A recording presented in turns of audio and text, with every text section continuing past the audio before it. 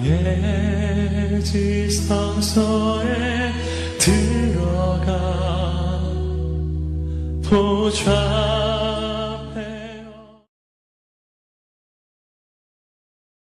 은혜로운 찬양으로 하나님께 영광 돌려주신 우리 호산나 찬양대에 감사를 드립니다. 시간이 정말 빠르게 흐르는 것 같습니다. 한 해를 시작한 것이 엊그제 같은데 오늘 우리가 2018년 마지막 주일 송년 주일 예배로 하나님 앞에 예배하고 있습니다. 한 해를 돌아보면서 먼저 우리 사랑하는 성도들에게 감사의 마음을 고백하는 시간을 갖길 원하는데요. 우리 옆에 있는 성도들 바라보면서 한 해 동안 감사했습니다. 우리 옆 사람에게 인사하며 나갑니다. 한 해 동안 감사했습니다. 할렐루야. 한 해 동안 여러분이 있어서 정말 행복했고요. 또 한 해 동안 여러분이 중보하고 기도해 주셔서 이 한 해가 복된 한 해였음을 하나님 앞에 감사하고 또 여러분에게 감사하는 마음을 전하며 나갑니다. 여러분들 중에 바둑을 이렇게 즐겨 드시는 분이 있는지 모르겠어요. 저도 어릴 때 바둑을 조금 두긴 했었는데 그러나 바둑을 오랜 동안 관심을 가지고 취미로 깊이 있게 이렇게 두지는 못했습니다. 이 바둑의 세계에 보게 되면 참 그 세계도 놀라운 세계가 있는 것 같아요. 우리가 그냥 쉽게 보면 그거 뭐 별거 있겠는가 이런 생각이 드는데 그러나 알면 알수록 그 세계가 놀랍고 그 세계에 그 엄청난 비밀이 담겨 있는 것을 알게 됩니다. 여러분 어느 분야든지 그 분야에 이렇게 경지에 이르는 사람들은 다 이유가 있어요. 남다른 자기와의 싸움을 통해서 끊임없이 부단히 노력했던 그런 사람들임을 우리는 알게 되죠. 이 바둑의 세계도 마찬가지예요. 이 신의 경지에 이르기까지 했다고 이렇게 알려지고 있는 이 조훈현 구단, 이분이 한 말입니다. 이런 말을 했어요. 승자는 기쁨에 들떠 있고 패자는 억울함과 분함의 온갖 감정으로 괴롭다. 그 모든 감정을 억누르고 차분한 마음으로 복귀를 하기란 참으로 힘든 게 사실이다. 여러분 이 바둑의 세계에도 이런 경지에 이르기 위해서는요 복귀를 잘해야 되는 거예요. 복귀라고 하는 것은 다른 것이 아니죠.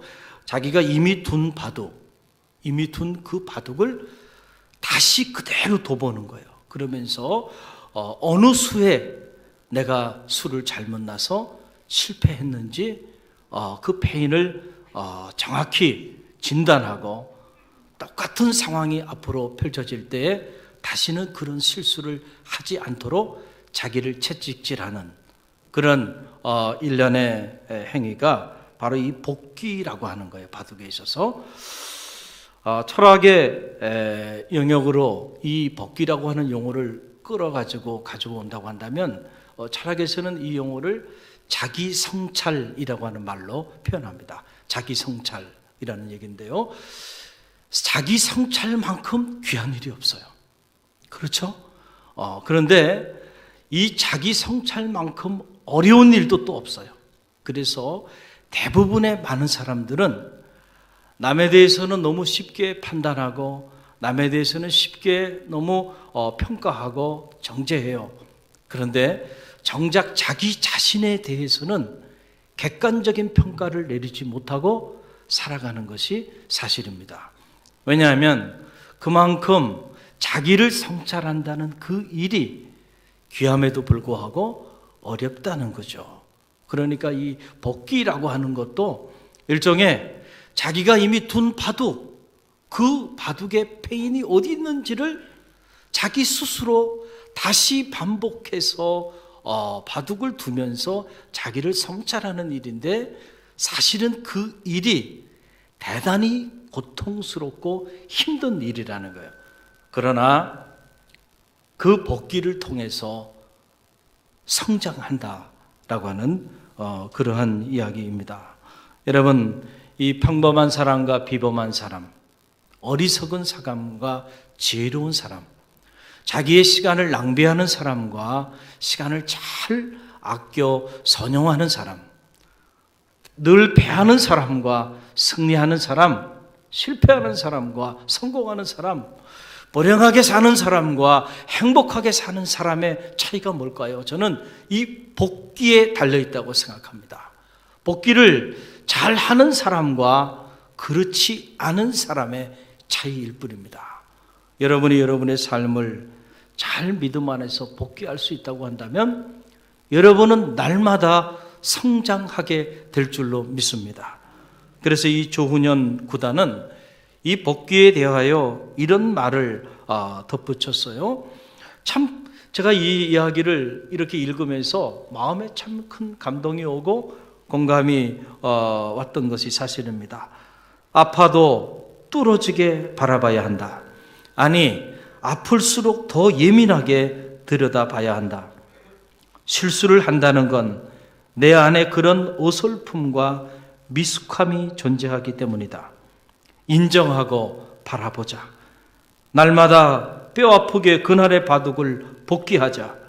그것이 나를 프로로 만들어주며 내면적으로도 성숙한 어른으로 성장시켜 줄 것이다. 아파도 뚫어지게 바라보자는 거예요. 자기의 실수, 자기의 부족함을 아파도 인정하고 바라보고 또 바라봄으로 다시는 그 실수를 반복하지 않도록 뼈에 사무치는 고통을 인내하면서 매일매일 날마다 뼈 아프게 그날의 바둑을 복귀하자. 그것이 나를 진정한 프로로 만들고 나를 더 성숙한 어른으로 만들어간다. 그러니까 조훈현 구단이 그냥 그런 경지에 이른 게 아니고요. 이런 뼈아픈 자기 성찰을 통하여 그런 경지에 이르렀음을 우리는 기억해야 합니다. 저는 이 이야기를 접하면서 이런 생각이 드는 거예요. 영적으로도 우리가 복귀가 필요하겠구나. 할렐루야. 영적으로도 우리가 우리 자신을 성찰하고 자기 자신을 돌아보는 그런 지혜가 필요하겠구나. 이런 생각을 하게 되었습니다. 다사다난했던 2018년 한 해가 이제 역사의 뒤안길로 사라지고 있습니다. 오늘은 2018년 마지막 이 송년 주일 아침입니다. 1년 365일 과연 나는 하나님과 하나님 교회 앞에 그리고 사람들 앞에 어떻게 살아왔는지 여러분 자신을 영적으로 복귀해 보는 그런 지혜가 여러분 가운데 있기를 간절히 바랍니다. 그래서 2019년 대망의 새해는 2018년보다는 더 행복하고 더 의미 있고 더 가치 있는 축복의 한 해를 맞이하시기를 주님의 이름으로 간절히 축원드립니다. 늘 패하는 인생이 아니라 승리하는 인생이 되시기를 바랍니다. 늘 불평과 원망과 후회 속에 여러분의 소중한 날들을 채우는 인생이 아니라 감사와 감격과 기쁨을 가지고 여러분에게 주어진 생을 행복하게 살아내는 그런 능력이 있는 그리스도인들이 다 되시기를 주님의 이름으로 간절히 축원드립니다. 실수를 통해서 배웁니다. 오늘 이 아침 한 달란트 받은 자의 실수를 복귀함으로써 우리가 2019년 대망의 새해 올해보다는 더 희망찬 새해를 맞이하며 준비하며 나가기를 간절히 축원드립니다. 여러분 천하의 만사는 다 때가 있어요. 그래서 씨를 뿌릴 때가 있으면 거둘 때가 있죠. 놓을 때가 있으면 일어날 때가 있어요. 사람이 태어날 때가 있으면 반드시 죽을 때가 있어요. 시작이 있으니 또한 끝이 있습니다. 그래서 2018년 한 해 시작이 있었기에 오늘 그 끝자락에 오늘 우리가 자리하고 있는 겁니다. 오늘 본문의 말씀이 기록되어 있는 이 마태복음 25장은 놀라운 말씀들로 채워져 있는 그런 생명의 말씀입니다. 이 마태복음 15장 안에는 세 가지 비유가 이곳에 담겨져 있어요. 하나는 열처녀의 비유고, 또 하나는 달란트의 비유, 그리고 또 하나는 양과 염소의 비유입니다. 이 세 가지 비유가 마태복음 25장을 구성하고 있는데, 이 세 가지 비유는 일맥상통한 하나의 영적 주제를 가지고 있어요. 그것은 바로 뭐냐면 마지막 결산의 때가 있다는 거죠. 그 마지막 결산의 때에 관한 그런 말씀이에요. 자, 열처녀의 비유, 여러분 너무도 잘 아는 비유의 말씀이죠. 신랑 되신 주님을 맞이하는 이 땅의 성도와 교회를 이 처녀로 비유한 거예요. 10명의 처녀가 있는데 그 10명의 처녀 중에 그 마지막 때 주님 오시는 그날 그때에 5 처녀는 기름을 준비하지 못해 어리석은 자가 되었고, 5 처녀는 미리미리 그 마지막 때를 준비해서, 기름을 준비해서 신랑 되신 주님을 맞이하는 지혜로운 처녀가 됐다라고 하는 그런 이야기예요. 또 양과 염소에 관한 비유는 뭡니까? 마지막 결산의 때가 있게 되는데, 그 마지막 결산의 때에 어떤 이들은 영광의 자리에, 또 어떤 이들은 심판의 자리에 거하게 될 것이다. 다시 말씀드리면 어떤 이는 양의 자리에, 어떤 이들은 염소의 자리에 거하게 될 것이다 하는 거죠. 그런데 자, 이렇게 둘로 갈라지게 되는데, 둘로 갈라지게 되는 그 기준이 어디 있느냐 하면은, 우리가 이 땅의 삶을 살아가면서 지극히 작은 소자에게 행한 우리의 그 삶이, 어떤 이는 영광의 자리로, 어떤 이는 심판의 자리로 나아가는 기준이 된다라고 하는 그런 얘기예요. 자, 오늘 본문이 기록되어 있는 이 달란트 비유는 이 두 비유 사이에 껴 있어요. 이 중간에 자리하고 있는 그런 비유인데, 이 달란트 비유 역시 같은 맥락에서 기록이 된 그런 비유의 말씀입니다. 내용은 이렇습니다. 어느 날 한 주인이 어디 먼 타국으로 여행을 떠나게 돼요. 그런데 여행을 떠나면서 3명의 종을 특별히 부릅니다. 그리고는 성경을 자세히 보니까 그들에게 달란트를 나눠주는데, 그냥 나눠주지 않고 성경의 기록을 자세히 들여다보니까 각각 그들의 재능대로, 각각 그들의 재능에 따라 어떤 이에게는 5달란트를 줬어요. 어떤 이에게는 2달란트를 맡겼어요. 어떤 이에게는 1달란트를 맡겼습니다. 그리고는 이제 때가 되매 주인이 돌아왔어요. 결산할 때가 된 거죠. 달란트를 나눠줄 때가 있었으면 이제 나눠준 그 달란트에 관하여 결산할 때가 반드시 도래한다는 거예요. 그게 결산할 때가 됐는데, 자, 보니까 이 결산할 때에 5달란트 받은 자는 5달란트를 남겼어요. 또 2달란트 받은 자는 2달란트를 남겼습니다. 그런데 1달란트 받은 자는 그 1달란트를 그냥 땅속에 파묻어 뒀다가 그냥 그 1달란트를 가지고 왔어요. 그래서 이제 이 5달란트 받은 자와 2달란트 받은 자, 그리고 1달란트 받은 자의 삶이 완전히 갈라지는 이런 내용이 오늘 마태복음 25장에 기록되어 있는 것을 보게 됩니다. 자, 보세요. 먼저 5달란트와 2달란트 받은 자에 대한 주인의 칭찬입니다. 놀라운 칭찬을 그에게 하게 되는데, 뭐라고 얘기하냐면 이렇게 말을 합니다. 잘하였도다 착하고 충성된 종아, 내가 적은 일에 충성하였음에 내가 많은 것을 내게 맡기리니 내 주인의 즐거움에 참여할지어다. 할렐루야. 착하고 충성된 종아, 내가 작은 일에 충성하였음에 내가 많은 것을 내게 맡기리니 내 주인의 즐거움에 참여할지어다 그랬어요. 우리가 여기서 2가지를 생각할 수 있어요. 하나는 바로 뭐냐면, 아까 말씀드렸듯이, 자, 주인께서 종에게 달란트를 나눠줄 때 그냥 나눠주지 않고 어떻게 나눠줬다고요?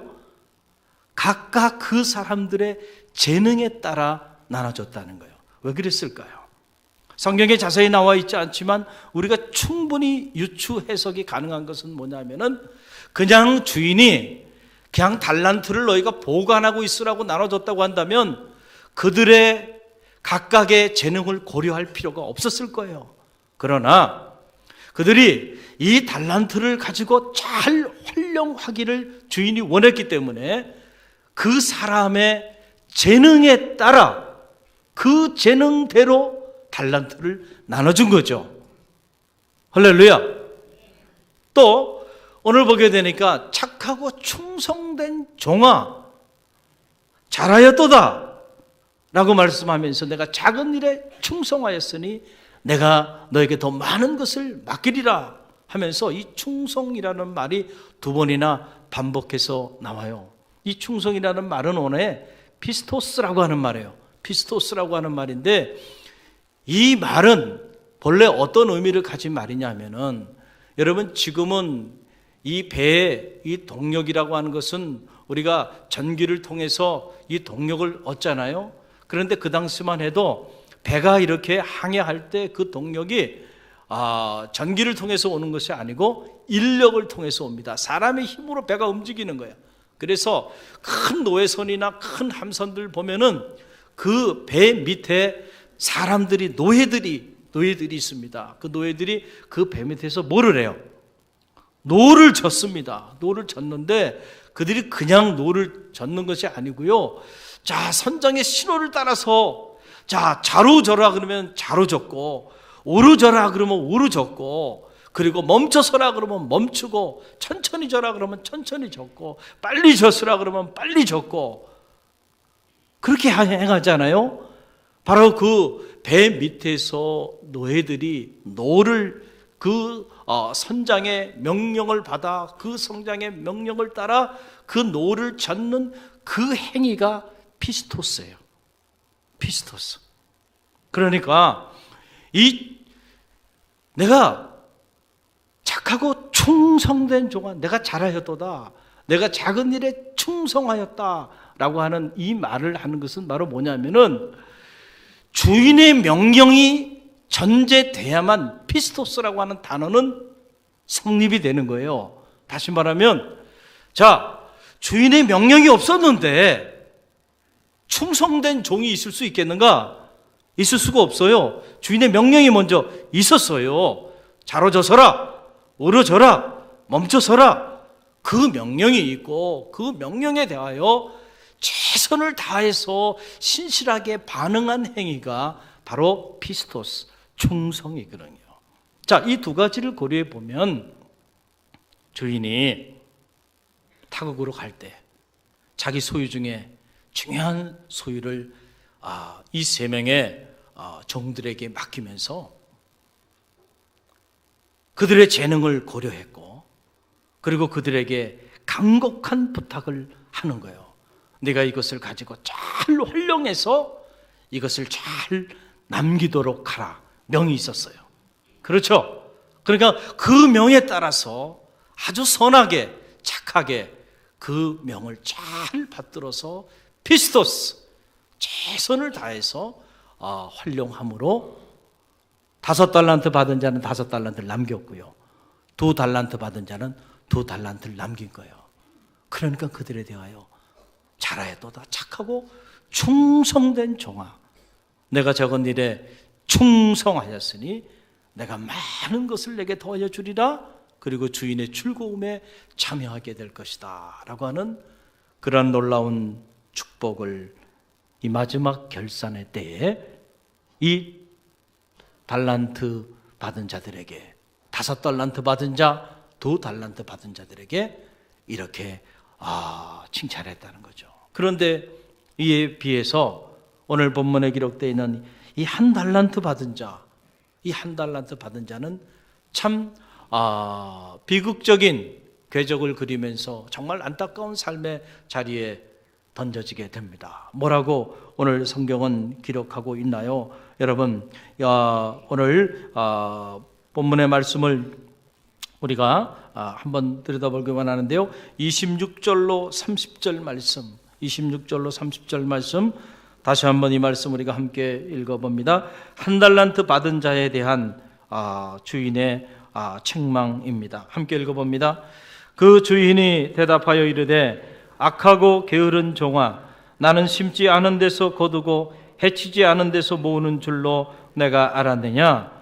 그러면 내가 마땅히 내 돈을 치리하는 자들에게나 맡겼다가 내가 돌아와서 내 원금과 이자를 받게 하였을 것이니라 하고 그에게서 한 달란트를 빼앗아 10달란트 가진 자에게 주라. 무릇 있는 자는 받아 풍족하게 되고 없는 자는 그 있는 것까지 빼앗기리라. 이 무익한 종을 바깥 어두운 데로 내어 쫓으라. 거기서 슬피 울며 이를 갈리라 하니라. 아멘. 여러분, 영적으로 복귀해 보자면 이 한 달란트 받은 자의 실수는 무엇입니까? 가장 큰 실수는 주인에 대한 심각한 오해를 가지고 있었다는 거예요. 이 한 달란트 받은 자가. 그래서 여러분, 그 내용이 24절로 25절인데 다시 한번 읽어봅니다. 24절로 25절. 한 달란트 받았던 자는 와서 이르되 주인이여, 당신은 굳은 사람이라 심지 않은 데서 거두고 해치지 않은 데서 모으는 줄을 내가 알았으므로 두려워하여 나가서 당신의 달란트를 땅에 감추어 두었었나이다. 보소서 당신의 것을 가지셨나이다. 아멘. 자, 이 한 달란트 받은 자가 주인에 대하여 어떤 오해를 가지고 있었나요? 이 한 달란트 받은 자는 주인을 이렇게 생각한 거예요. 우리 주인은 심지 않은 데서 거두고 해치지 않은 데서 모으는 굳은 사람으로 이해를 한 거예요. 그래서 굳은 사람, 스콜레로스라고 하는 말인데, 이 굳은 사람이라는 가혹하고 냉정한 사람, 강박하고 무정한 사람이라고 하는 말이에요. 이 스콜레로스라고 하는 이 말이. 그러니까 쉽게 말씀드리면 이런 얘기예요. 우리 주인은 심지도 않고 그냥 거두는, 해치지도 않고 그리고 모으는 그런 파렴치한 사람으로 이 한 달란트 받은 종이 주인을 그렇게 생각한 거예요.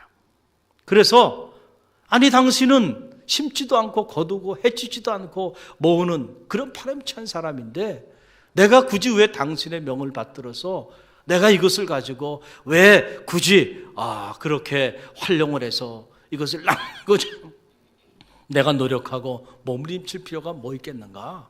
나도 당신처럼 그냥 땅속에 묻어놓고 아무것도 하지 않고 그냥 가지고 있다가 그러다가 당신이 오면 그거 내가 당신께 내어드리면 되는 거 아니겠는가? 자, 이런 얘기를 지금 하고 있는 거예요. 그러니까 여러분, 주인이 이 이야기를 듣고요, 어떤 생각을 가졌을까요? 당신은 심지 않은 데서 거두는 사람이고요, 당신은 해치지 않은 데서 모으는 그런 굳은 사람, 그런 파렴치한 사람 아닙니까? 그래서 내가 이거 땅속에 묻어놨다가 당신이 왔으니까 당신 거 드린 거 아닙니까? 뭐가 문제예요? 그 얘기를 지금 하고 있는 거예요. 그러니까 주인이 그 한 달란트 받은 그 종에게 하는 말이요, 26절로 27절이에요. 다시 한번 읽어봅니다. 26절로 27절 함께 읽습니다. 주인이 대답하여 이르되 악하고 게으른 종아, 나는 심지 않은 데서 거두고 해치지 않은 데서 모으는 줄을 내가 알았느냐? 그러면 내가 마땅히 내 돈을 취리하는 자들에게나 맡겼다가 내가 돌아와서 내 원금과 이자를 받게 하였을 것이니라 하고, 주인이 말하는 거예요. 야, 내가 정말 내가 심지 않은 데서 거두고 해치지 않은 데서 모으는 그런 파렴치한 사람으로 알았느냐? 내가 정말 그런 사람이라면 왜 내가 너를 특별히 불러서 너에게 한 달란트를 주고 갔겠느냐? 내가 정말 그런 사람이라고 한다면 돈놀이 하는 사람들에게 이 한 달란트를 맡겨서 원금과 이자를 받지, 내가 너에게 너의 재능을 따라 한 달란트를 나눠 주겠느냐? 그러면서 이 악하고 게으른 종아, 그러면서 그를 책망하면서 가진 것도 빼앗기게 되고요, 이를 갈며 슬피 울게 될 것이다 하면서, 여러분, 참 우리가 묵상하기 고통스러운 그런 책망을 받게 되는 것을 보게 됩니다. 여러분, 이 달란트의 비유에 등장하는 주인과 종은 누군가요? 주인은 하나님이고요. 종은 누구예요? 오늘 우리를 이야기하고 있는 거고요. 때는 언젠가요? 언젠가 하나님께서 우리에게 결산할 때가 있죠. 또 2018년 한 해 어떻게 보면은 이 한 해가 하나님께서 우리에게 주신 놀라운 축복의 한 해고 선물의 한 해고 달란트의 한 해였음을 꼭 기억하시길 바랍니다. 이 달란트를 우리가 단지 화폐 가치로만 생각하면서 어떤 물질로만 여러분들이 생각한다고 한다면 그것은 큰 오해죠. 물론 하나님이 우리에게 먹고 살 수 있는 일용할 양식도 주셨고 적당한 재화도 필요시에 하나님이 우리에게 재물도 주셨어요. 그러나 그것만 주신 게 아니죠. 우리에게 시간의 달란트도 주셨어요. 건강의 달란트도 주셨어요. 또 하나님의 교회의 직분의 달란트도 주셨어요. 또 사회 속에서 살아갈 수 있도록 여러분들의 직업의 달란트도 주셨어요. 그런데 그 한 해 우리에게 주어진 그 달란트를 오늘 우리가 이 한 해의 끝자락, 어떻게 보면 이 한 해를 결산하는 때가 도래했는데 과연 우리가 그 달란트들을 어떻게 활용하며 살아왔는지, 과연 나는 2018년 이 한 해 하나님과 하나님 교회 앞에 정직하게, 과연 나는 악하고 게으른 종으로 살아왔는지 아니면 착하고 충성된 종으로 살아왔는지 여러분 자신을 믿음 안에서 복귀하는 그런 지혜가 이 아침에 있기를 주님의 이름으로 간절히 축원드립니다. 사람의 평가가 중요한 게 아니고요, 하나님의 평가가 중요해요. 이제 2018년 한 해가 얼마 남지 않았어요. 이 해가 다 가기 전에 얼마 남지 않은 이 시간 우리가 해야 하는 일은 두 가지예요. 하나는 우리에게 달란트를 주신 하나님의 은혜에 대한 감사죠. 그래서 지난밤 많은 성도들이 나와서 그 감사의 기도 제목을 하나님 앞에 봉헌하고 고백하는 모습을 보면서 제 마음에 큰 감동이 되고 우리 모두 가운데 큰 은혜를 받았잖아요. 감사할 줄 알아야죠. 또 하나는 자기 삶을 하나님께서 이렇게 엄청난 달란트를 우리에게 주셨는데 과연 이 달란트를 내가 어떻게 활용하며 살아왔는지 자기 자신을 복귀해 보면서 내가 만약에 악하고 게으른 종으로 살아왔다고 한다면 이 얼마 남지 않은 이 한 해의 끝자락이 참회의 시간으로 채워주는 축복이 있기를 바랍니다. 그리고 새로운 결단이 여러분 가운데 있기를 간절히 바랍니다. 그럴 때 2019년 새해는 여러분에게 희망의 해가 될 것입니다. 여러분, 27살의 이 꽃다운 나이에 이 골육증이라고 하는 병에 걸려서 생을 마감한 한 젊은 여성의 편지가 지금 세계적으로 큰 화제가 되고 있습니다. 지금 화면에 나오는 저 여인이 이 호주 태생인데 이름이 홀리 부처입니다. 그런데 그가 자기 생을 마감하기 하루 전에 한 편의 긴 편지를 남겼습니다. 이 편지의 내용을 읽어보면서 참 많은 것을 깨닫게 되었습니다. 우리는 지금 2018년 이 한 해를 모두 다 살아온 사람들이에요. 이 자리에 계신 분들은. 그렇죠. 그런데 이 홀리 부처는 안타깝게도 그녀가 그토록 열망했던 2018년 한 해를 살지 못하고 생을 마감했습니다. 2018년 1월 4일 생을 마감했고 2018년 1월 3일 이 한 편의 긴 편지를 살아남아 있는 자들에게 남겼는데 그 내용의 일부를 제가 여러분에게 잠시 읽어드리겠습니다. 여러분 한번 묵상해 보시기를 바랍니다. 26이라는 젊은 나이에 시한부 인생을 깨닫고 받아들인다는 것은 참으로 쉬운 일이 아닙니다. 우리는 자신이 죽으리라는 것을 애써 무시하고 외면하며 산다지요. 하루하루가 초침에 의해 지나가고 그런 하루가 내일도 계속되리라고 기대합니다. 나는 아름다운 가족과 많은 자식을 낳으며 늙고 주름진 백발이 될 때까지 함께 살 것을 상상했어요. 내가 그것을 원하였기 때문에 마음이 더 아파요. 나는 이제 27살이에요. 가고 싶지 않아요. 나의 삶을 사랑합니다. 나는 사랑하는 사람들에게 많은 빚을 지고 살아왔어요. 그러나 내가 어떻게 할 수 있는 것은 아무것도 없어요. 나는 죽음이 두려워질까 봐 죽음에 대한 글을 쓰지 않았어요. 나는 사람들이 아주 작은 것, 사소하고 무의미한 스트레스에 대한 걱정을 내려놓길 바라요. 어차피 모두 같은 운명을 가진 사람으로서 자신의 삶의 시간을 값지고 의미롭게 보내길 바라요. 지난 몇 달간 삶에 대해 깊은 생각할 시간이 많았기에 이렇게 나의 생각을 적어봅니다. 평소에 사소한 불만을 많이 느낀다면 정말로 심각한 문제에 부닥친 사람들을 생각해 보세요.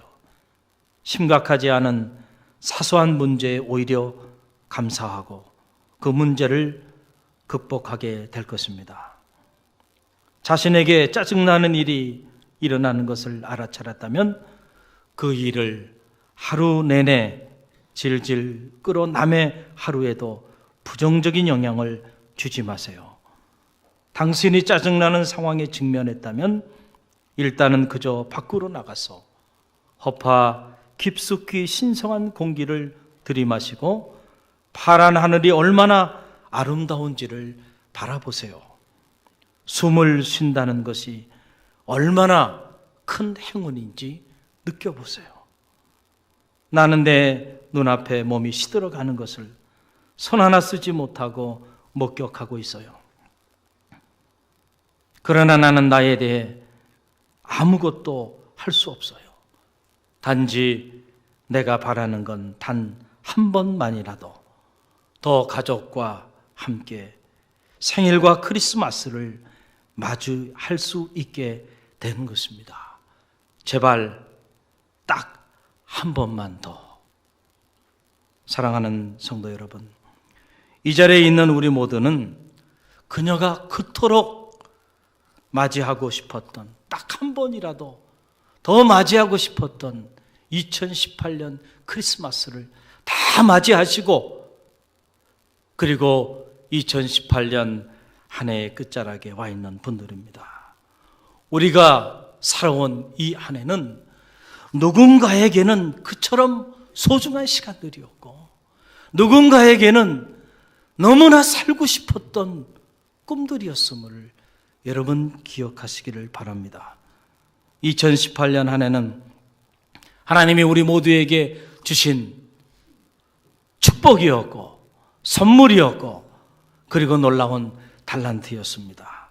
과연 우리는 2018년 한 해를 보내면서 이 한 해 하나님과 하나님 교회 앞에 그리고 사람들 앞에서 우리가 어떻게 살아왔는지 이 송년 주일 아침 우리 자신을 성찰해 보는 지혜가 있기를 바랍니다. 만약에 이 시간 하나님이 찾아오셔서 여러분의 삶을 결산한다면 과연 여러분은 악하고 게으른 종으로 자리하게 될까요? 아니면 착하고 충성된 종으로 자리하게 될까요? 여러분이 여러분 자신을 하나님 앞에 들여다보는 지혜가 있기를 바랍니다. 하나님은 결코 심지 않은 데서 거두는 분이 아니에요. 해치지 않은 데서 모으는 그런 굳은 분이 아닙니다. 하나님은 심은 대로 거두시고 해치는 곳에서 모으시는 선하고 신실하신 분이심을 여러분 꼭 기억하시기를 바랍니다. 그 하나님께서 우리 각자에게 우리 각자의 재능을 따라 2018년 한 해 각각의 달란트들을 다 나누어 주셨어요. 우리가 그 달란트들을 과연 얼마나 남기며 살아왔는지를 한번 돌아보시길 바랍니다. 이제 하나님이 모르죠. 모든 주권은 하나님께 있으니. 그러나 만약에 하나님이 2019년 한 해 온전히 한 번 더 우리에게 기회를 준다면, 그렇다고 한다면 그 2019년 그 한 해가 악하고 게으른 종이 아니고 착하고 충성된 종으로 채워지는 축복의 해가 되기를 간절히 바랍니다. 생명의 주인이 되신 하나님, 그 하나님이 오늘 손을 놔버리면 우리의 생은 바로 이 순간 무너질 수밖에 없다는 사실을 기억하시기 바랍니다. 오늘 우리가 숨을 쉬고 그리고 이 생명의 기운을 느끼면서 새로운 대망의 새해를 향하여 꿈을 꾸며 나갈 수 있는 거, 하나님이 우리에게 주신 축복이고 선물이고 달란트임을 꼭 기억하시고요. 어느 순간도 악하고 게으른 종으로 머물지 마시고 착하고 충성된 종으로 그렇게 살아내는 갈릴리 교회 모든 성도들이 되시기를 주님의 이름으로 간절히 축원드립니다. 우리 함께 기도합니다.